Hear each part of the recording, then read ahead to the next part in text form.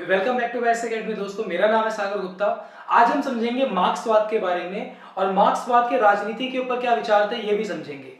सबसे पहले मैं आपको बता दूं, ये वीडियो का पार्ट 2 है। पार्ट 1 अगर आपने नहीं देखा है तो सबसे पहले आप पार्ट 1 देख लीजिए।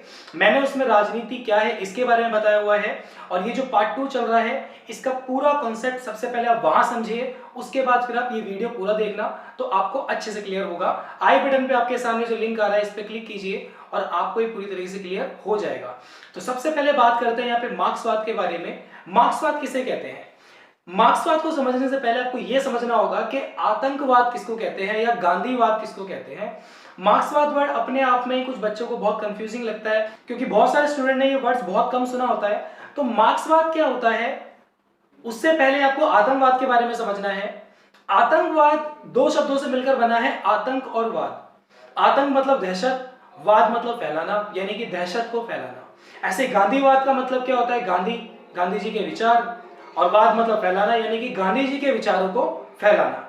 इसी तरीके से मार्क्सवाद का क्या मतलब होता है? मार्क्सवाद भी दो शब्दों से मिलकर बना है, मार्क्सवाद। मार्क्स क्या है? कार्ल मार्क्स का सरनेम मार्क्स है। ठीक है, एक व्यक्ति थे, एक राजनीतिक थे जिनका नाम था कार्ल मार्क्स। तो कार्ल मार्क्स का जो सरनेम है मार्क्स, उसी वर्ड को यहाँ पे लिया गया। तो कार्ल मार्क्स के विचार, और वाद मतलब फैलाना। तो कार्ल मार्क्स के विचारों को जब आगे बढ़ाया जाता है, कार्ल मार्क्स के विचारों की बात की जाती है किसी भी चीज के ऊपर, तो उसे कहते हैं मार्क्सवाद। तो मार्क्सवाद क्लियर हो गया यहाँ पे, मार्क्सवाद किसे कहते हैं। अब बात करते हैं कि ये जो राजनीति के बारे में मार्क्सवाद का कॉन्सेप्ट है वो क्या है। क्वेश्चन एग्जाम में आपके सामने इस तरीके से आता है कि राजनीति पर मार्क्सवाद के विचार बताइए, राजनीति पर मार्क्सवादी दृष्टिकोण बताइए, या राजनीति पर मार्क्सवाद की क्या अवधारणा है। किसी भी तरीके से मार्क्सवाद का क्वेश्चन आपसे पूछेगा राजनीति के ऊपर या राज्य के ऊपर, तो आपको यही आंसर देना है। यहां पर मार्क्सवाद ने राजनीति के कॉन्सेप्ट के बारे में बात की है और यह बताया है कि राजनीति किस तरीके से अलग अलग वर्गों के हाथ में आई। यहां पर मार्क्सवाद ने राजनीति के इसी फंडे को समझने के लिए, इसी मेथड को समझने के लिए, या प्रक्रिया कह लो आप, इस पूरी प्रक्रिया को समझने के लिए मार्क्सवाद ने इतिहास के 5 कालखंडों के बारे में अध्ययन किया और उसके बारे में बताया। ये 5 कालखंड कौन से हैं? यानी कि हिस्ट्री को उन्होंने 5 अलग अलग पार्ट में डिवाइड कर दिया, जहां पे राजनीति का जो कॉन्सेप्ट है, जहां राजनीति या सत्ता है, वो अलग अलग हाथों में किस तरीके से आई। मार्क्सवाद ने इतिहास के 5 कालखंडों को किन 5 कैटेगरी में बांटा है उसके बारे में बात करते हैं। तो वो 5 कालखंड कौन कौन से हैं? आदिम युग, दास युग, सामंत युग, पूंजीवादी युग और यंत्र युग। इस तरीके से उन्होंने इतिहास को 5 कालखंडों में बताया और यह बताया कि इन पांचों कैटेगरी के अंदर किस तरीके से राजनीति अलग अलग वर्ग के हाथ में आई और किस तरीके से उन्होंने राजनीति का इस्तेमाल किया। तो दोस्तों, बात करते हैं इतिहास के उस ऐसे कालखंड के बारे में जिसको आदिम युग का नाम दिया गया है। आदिम युग पूरी तरीके से प्राकृतिक अवस्था के ऊपर निर्भर है। यहाँ पर मनुष्य का जीवन कंदमूल शिकार के ऊपर ही निर्वाह होता है। मनुष्य को यहाँ पर ना तो पशुपालन का ज्ञान है, ना ही कृषि का ज्ञान है, ना ही वस्तुओं के विनिमय का ज्ञान है, खरीदने बेचने का ज्ञान है। पूरी तरीके से मनुष्य यहाँ पे सिंपल और सादा जीवन व्यतीत करता है। किसी प्रकार का कोई बैर नहीं, किसी प्रकार का कोई झगड़ा नहीं, ना ही कोई मालिक है, ना ही कोई नौकर है। हर रोज मनुष्य को अपने खाने की तलाश में भटकना पड़ता है। एक और बार, यहाँ पर मनुष्य खुद ही उत्पादक है, खुद ही उपभोक्ता है। अभी आपको कुछ सामान चाहिए तो आप बाहर जाकर मार्केट से खरीद लाओगे और कंज्यूम कर लोगे। उस वक्त मनुष्य को खुद अपने भोजन को ढूंढना पड़ता था और खुद उसका कंजप्शन करना पड़ता था। तो यहाँ पर आदिम युग के बारे में आपको समझ आ गया कि इतिहास के अंदर, इस आदिम युग के अंदर राजनीति दूर दूर तक नहीं है। राजनीति का कोई नामो निशान नहीं है। हर कोई बस अपने से मतलब रखता है और जीवन को निर्वाह करने की कोशिश करता है। तो यह रहा आदिम युग के बारे में।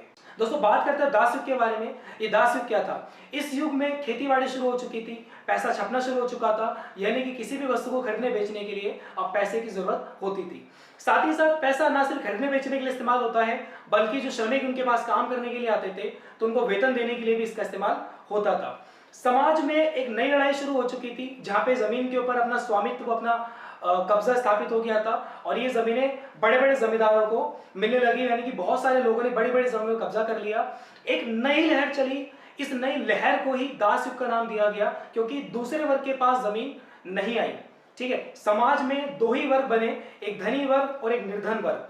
जिस वर्ग के पास सबसे ज्यादा पैसा, सबसे ज्यादा जमीनें आई, वो धनी वर्ग बन गया, और दूसरा वर्ग बना जिसके पास ना तो पैसा था ना जमीन थी, ये दास बना। तो इसी वजह से इसको दास युग का नाम दिया गया है। ये जो युग था इसमें दासों को बहुत ही ज्यादा बुरी तरीके से रखा जाता था, उन पर टॉर्चर किया जाता था। तो इस युग के अंदर जो शक्ति है, जो राजनीति है, तो किसके हाथ में आपको साफ समझ आ रहा होगा। दास युग के अंदर जो पावर है वो कहीं ना कहीं जो पैसे वाले लोग हैं, जो सामंत है, जमींदार हैं, उनके हाथ में पावर आ चुकी थी। तो इसका मतलब दास युग के अंदर गुलामी करवाई जा रही है, मजदूरों पे टॉर्चर किया जा रहा है, इसी वजह से इसको दास युग का नाम दिया गया। दोस्तों बात करते हैं तीसरे युग के बारे में, जिसको सामंत युग का नाम दिया गया है। वैसे तो इस सामंत युग की स्टार्टिंग दूसरे वाले में हो गई थी, लेकिन पूरी तरीके से नहीं हुआ था। वहां पर सिर्फ एक वर्ग बना था जहां पर जिसके पास बहुत सारी जमीन थी, लेकिन ये सामंतवाद पूरी तरीके से फैला तीसरे युग में।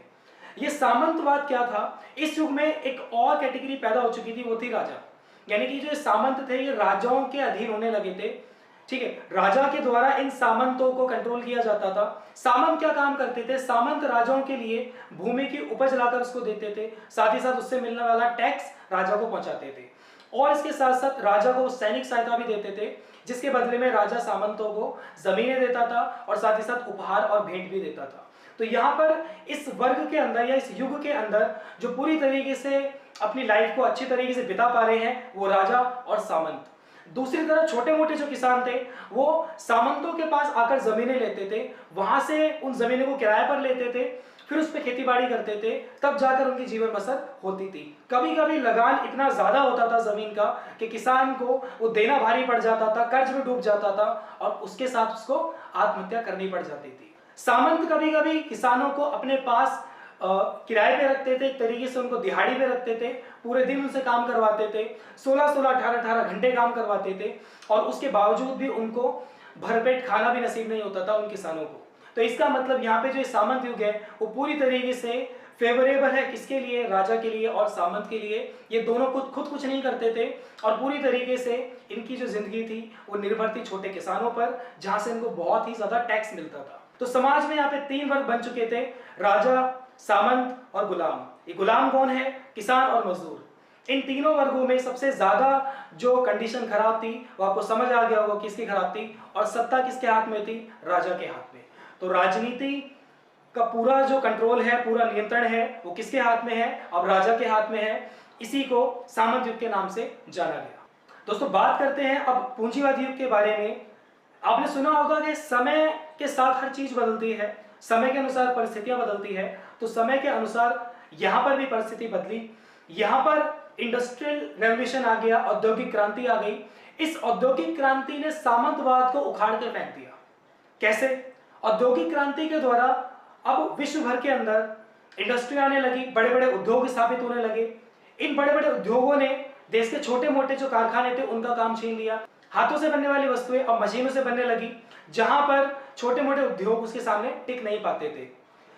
सामंतवाद कैसे खत्म हो गया? क्योंकि राजा को सामंत की जरूरत इसलिए पड़ती थी कि वो किसानों से उपज का जो भी टैक्स है वो राजा को लाकर दे, जिससे राजा की इनकम हो।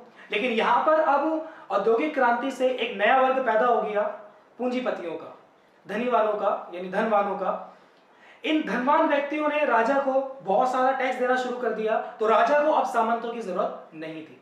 तो इस तरीके से सामंतवादी व्यवस्था यहाँ पे खत्म होने लगी और समाज में सारे साधन एक वर्ग के हाथ में आ गए जो पूंजीवादी वर्ग कहलाया, जिसके हाथ में रोजगार के सारे साधन थे, कृषि के सारे साधन थे और पैसा तो था ही उसके पास। दूसरा वर्ग पूंजीपति नहीं था, वो पूंजीहीन वर्ग कहलाया, क्योंकि उसके पास पैसा नहीं था, संसाधन नहीं थे। और ये वर्ग कौन है? ये वही वर्ग गरीब वर्ग है, मजदूरों का वर्ग है, श्रमिकों का वर्ग है, जिनको गुलाम बना के रखा जाता था। इनकी स्थिति उसी तरीके से है जो इससे पहले वाले युग में थी। यहां पर भी इनसे 18-18 घंटे काम करवाया जाता था और काम के बदले में भरपेट खाना मिल जाए वही बहुत होता था। तो इस तरीके से ये पूंजीवादी युग आया और पूंजीवादी युग के अंदर भी सत्ता किसके हाथ में है आपको समझ आ रहा होगा। यहां पर भी सत्ता, राजनीति पूंजीपति वर्ग के हाथ में, यानी कि धनी वर्ग के हाथ में है। तो इस तरीके से पूंजीवादी युग आया और जो सत्ता शासन की व्यवस्था है वो उसने अपने हाथ में ले ली। दोस्तों बात करते हैं यंत्र युग के बारे में। ये यंत्र युग क्या है? यंत्र यानी मशीनें। तो समझ जाइए कि यंत्र युग में किसकी बात होने वाली है। औद्योगिक क्रांति कम नहीं थी मजदूरों का शोषण करने के लिए, जहां पर पूंजीपति वर्ग बन गया था और इस वर्ग ने बहुत शोषण किया। उसी औद्योगिक क्रांति में एक और रेवोल्यूशन आ गया, वो था मशीनों का। मशीनें बढ़ने लगी। मशीनों के बढ़ने से जो खेती बाड़ी जो कृषि पदार्थ होते थे और श्रमिकों की जो आवश्यकता होती थी वो खत्म होने लगी। मशीनों ने मजदूरों की जगह ले ली। एक मशीन 50-50, 100-100 मजदूरों का काम करने लगी और इससे समाज के अंदर मजदूरों की स्थिति और खराब होने लगी। इतिहासकारों ने इस युग को इसीलिए यंत्र युग का नाम दिया, क्योंकि यहाँ पर यंत्रों का इस्तेमाल बहुत होने लगा था। गांव बिखरने लगे। क्यों? क्योंकि गांव के अंदर कुछ ऐसा रहा नहीं। जो आबादी थी वो धीरे धीरे शहर की तरफ बढ़ने लगी, क्योंकि यंत्रों का सबसे ज्यादा इस्तेमाल वहीं हो रहा था और कमाने खाने के अवसर भी शहरों में पैदा होने लगे थे। तो इस तरीके से यंत्र युग से समाज पूरी तरीके से बदल गया। इस यंत्र युग की दौड़ के अंदर वापस से जो राजनीति है, सत्ता है, वो उन्हीं हाथों में आनी थी जिनके हाथ में ये यंत्र थे। मजदूर वर्ग उसी तरीके से अपनी जिंदगी बिता रहा था जो पिछले कई वर्षों से बिताता आ रहा था। मजदूरों को यहाँ पे कोई फायदा नहीं हुआ था। यंत्रों के डेवलपमेंट से, यंत्रीकरण आने से विकास तो बढ़ा, विकास की स्पीड तो बढ़ी, नई नई बिल्डिंग्स बनने लगे, नए नए मॉल्स बनने लगे, विकास तो बढ़ा, लेकिन मजदूरों की स्थिति में कोई चेंजेस नहीं आया। तो इस तरीके से यहाँ पर ये पांचों युग निकल गए और मजदूर वर्ग वहीं का वहीं रहा और उसकी स्थिति में जरा भी चेंज नहीं आया। तो कार्ल मार्क्स ने सबसे पहले इन 5 कालखंडों की बात की जहां पर जो शासन सत्ता है वो मजदूर वर्ग के हाथ में कहीं है ही नहीं। तो इन 5 कालखंडों का अध्ययन करने के बाद कार्ल मार्क्स ने कल्पना की है। वो कल्पना क्या है? कार्ल मार्क्स ने कल्पना की है इन 5 युग के बाद एक छठा युग आएगा जिसको बोलेंगे वर्ग संघर्ष युग। ये वर्ग संघर्ष युग क्या है? जिसको श्रमिक युग भी आप कह सकते हो, मजदूर युग भी कह सकते हो, क्योंकि इस युग के अंदर जो सत्ता है, जो पावर है, वो मजदूर वर्ग के हाथ में आने वाली है। क्यों आएगी? क्योंकि हर संकट का एक सॉल्यूशन होता है। ये संकट से कम नहीं है, मजदूरों के लिए ये एक संकट से कम नहीं है। मजदूरों की स्थिति इतनी खराब होती जा रही है, इनके अंदर एक गुस्सा एक दिन जरूर आएगा। ये रेवोल्यूशन पे उतर आएंगे, क्रांति कर देंगे, जहां पर मजदूर वर्ग जीतेगा और पूंजीपति वर्ग उसके अधीन हो जाएगा। तो कार्ल मार्क्स ने राजनीति के बारे में ये 5 कॉन्सेप्ट, ये 5 युग पढ़ने के बाद छठा कॉन्सेप्ट ये दिया जो काल्पनिक है, और ये कि इन सब के बाद एक ऐसा युग आएगा जो मजदूर वर्ग के लिए होगा, जो श्रमिक युग कहलाएगा। और इस युग में पूरी तरीके से पूंजीपति वर्ग का पतन हो जाएगा। पतन मतलब वो अधीन हो जाएगा और उसका जो शोषण है वो श्रमिक वर्ग से खत्म हो जाएगा, क्योंकि शासन, सत्ता, पावर ये सब किसके हाथ में आ जाएगा? मजदूर वर्ग के लिए। मजदूर वर्ग को इंपॉर्टेंस ये इसलिए दे रहे हैं क्योंकि यहाँ पे क्रांति होगी, रेवोल्यूशन आएगा। तो कार्ल मार्क्स ने यहाँ पे मजदूर वर्ग की इंपॉर्टेंस, मजदूर वर्ग किस तरीके से अपने अधिकारों के प्रति जागरूक होकर क्रांति करेगा और अपने हाथ में सत्ता को लेगा, जिससे इस पूरे समाज के अंदर एकता, यूनिटी, भाईचारा पैदा होगा। इसी बात के ऊपर कार्ल मार्क्स ने राजनीति का अपना चिंतन दिया और अवधारणा दी। तो दोस्तों ये रहा कार्ल मार्क्स का राजनीति के ऊपर अध्ययन। कार्ल मार्क्स ने सबसे पहले इतिहास को 5 कालखंडों में बांटा, उसके बाद फिर उन्होंने अपना एक काल्पनिक युग बताया, एक ऐसा युग बताया जो आना ही आना है। तो इस तरीके से कार्ल मार्क्स की राजनीति के ऊपर क्या विचारधारा है, क्या दृष्टिकोण है, वो आपको क्लियर हो गया होगा। ये वीडियो का पार्ट 2 था, जैसे मैंने पहले भी बताया। अगर आपने पार्ट 1 नहीं देखा है तो सबसे पहले उसको भी देख लीजिए, फिर इसको दोबारा देख लीजिए। वीडियो बार बार रिवाइंड करके देखिए, तो आपको ये कॉन्सेप्ट पूरी तरीके से क्लियर हो जाएगा और आप अपना एग्जाम में 100% दे पाओगे। पार्ट 1 और पार्ट 2 ये दोनों कंप्लीट हो गए और ये दोनों मिलाकर आपका एक 20 मार्क्स का क्वेश्चन बन गया है, जो आपके बीए प्रोग्राम, बीए ऑनर्स, इन सब के अंदर आपका आता है। ठीक है, तो अब क्लियर होता है आपका ये क्वेश्चन। वीडियो को लाइक जरूर करें, लाइक करते हैं तो मोटिवेशन मिलता है कि और इस तरीके की वीडियो बनाएं। साथ ही साथ इस वीडियो को शेयर करके अपने दोस्तों का भी फायदा करें, उनको भी पॉलिटिक्स और राजनीति के ऊपर क्या विचार है उनको भी समझने का मौका मिले, साथ ही साथ वो भी एग्जाम में अपना 100% दे पाए।